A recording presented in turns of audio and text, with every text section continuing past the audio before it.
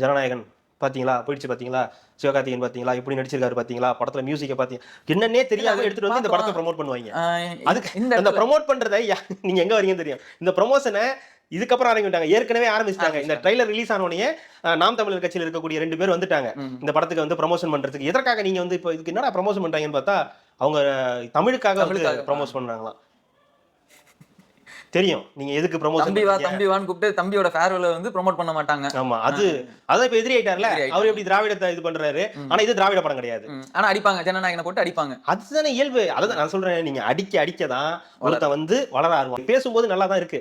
இனிப்பா தான் இருக்கு. நான் வந்து விஜய் சார் கூட அண்ணன் தம்பியா தான் இருக்கோம். இந்த பொங்கலே அண்ணன் தம்பி பொங்கல் தான். அப்படின்னு நீங்க சொல்றதெல்லாம் நல்லா தான் இருக்கு. கேட்கறதுக்கு நல்லா தான் இருக்கு. 9ஆம் தேதி ஜனநாயகனை கொண்டாடுங்க. 10ஆம் தேதி பராசக்தியை கொண்டாடுங்க. இது ஒரு அண்ணன் தம்பி பொங்கல். மக்கள் வந்து இதெல்லாம் ஏத்துப்பாங்க. நீங்க அந்த இதையும் கொண்டாடணும், இதையும் பார்க்கணும், ஃபன்னா இருக்கணும், என்ஜாய் பண்ணணும், வைப் பண்ணணும்லாம் சொல்றீங்க. ஆனா அந்த பேச்சில இருக்கிற அந்த உண்மை, அந்த தன்மை இந்த வியூஸ்லயோ மற்ற இடங்கள்லயோ வெளிப்படலைன்றது தான் உண்மை. இப்போ நம்ம இப்படி இவ்வளவு நேரம் பேசிக்கிட்டு இருக்கோம். இது வரைக்கும் இப்ப நம்ம பேசிட்டு இருக்க இந்த நொடி வரைக்கும் ஜனநாயகனுக்கு சர்டிபிகேட் இன்னும் கொடுக்கல.